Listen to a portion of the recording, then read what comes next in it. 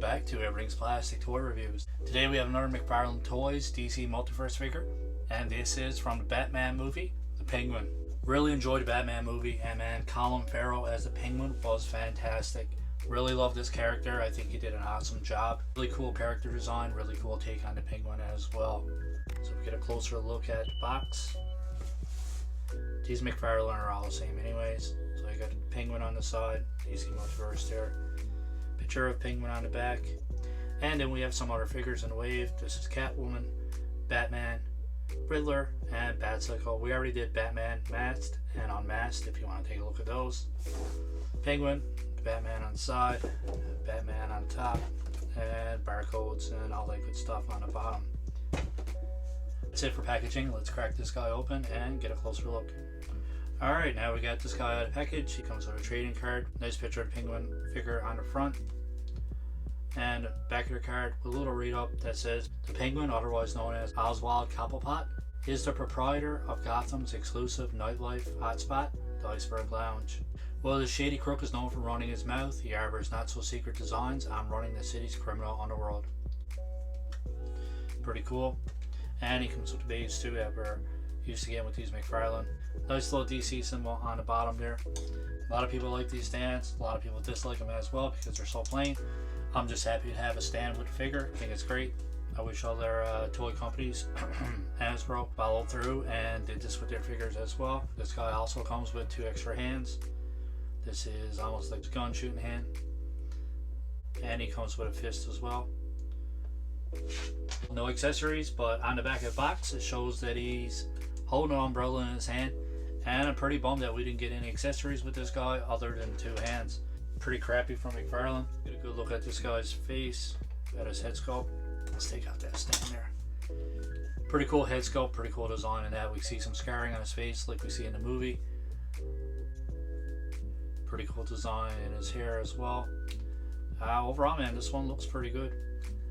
You see a little defect in behind his hair, but other than that, the overall head sculpt is not too bad. I like the look of his shirt, man. I think that's a cool sculpt there for his shirt and his tie. And then we get down to his jacket.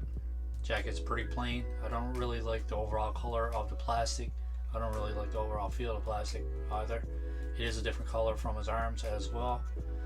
And we can see that he's got a suit on inside. And we get down to his pants. We can see inside a little bit, but the majority of it is covered by his jacket.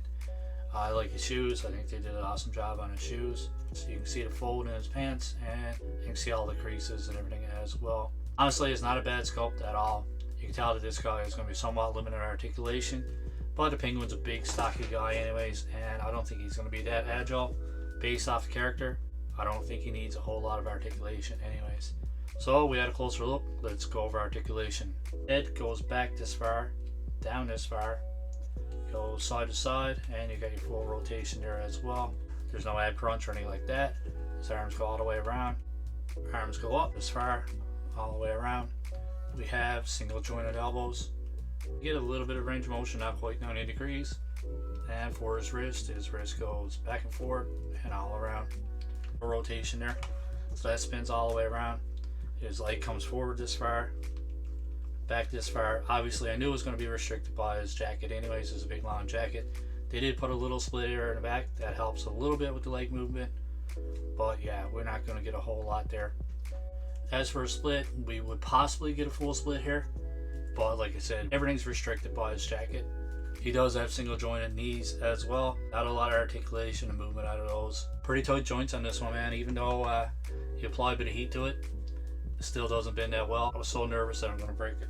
You get a rotation there at the knee as well for his feet. I mean, it goes back this far, forward this far. You get a good range of motion there. It's the same joints that we're used to with McFarlane. You can get a full range of motion any way you want out of these joints. It does have a toe hinge as well. Other than that, not a lot to say about articulation.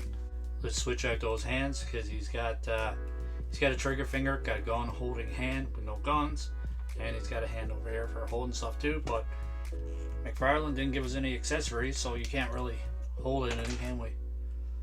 And the joint just broke. Awesome. Alright, so I tried to switch over to hands, and this peg actually broke off Honestly, man, the last 4 or 5 of McFarlane's that I had, either their arms popped out, legs fell off, something cracked on them, and I'm not overly impressed with them.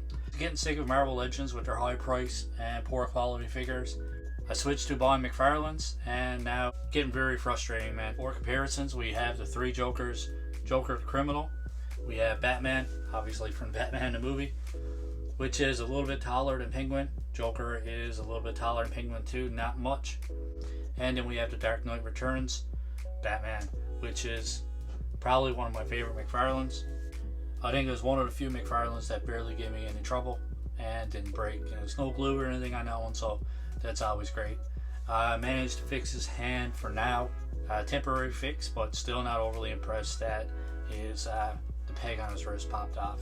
There's a G.I. Joe Bat. This guy is 6.5 inches, and you can see, well, obviously DC McFarlane's are a 7-inch scale. I like the overall appearance of this one. And here he is next to a standard 6-inch Marvel Legend, and this is Symbiote Suit Spider-Man. Overall, this guy is a pretty decent size for any McFarlane. It pretty much wraps up our unboxing and review. Overall, based off Articulation, obviously Articulation is pretty crappy, I'm not gonna lie.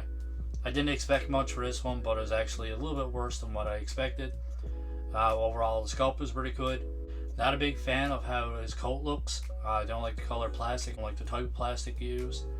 Maybe if they slapped a bit of paint on it, just take away from the dull black plastic, I think it would have looked a lot better.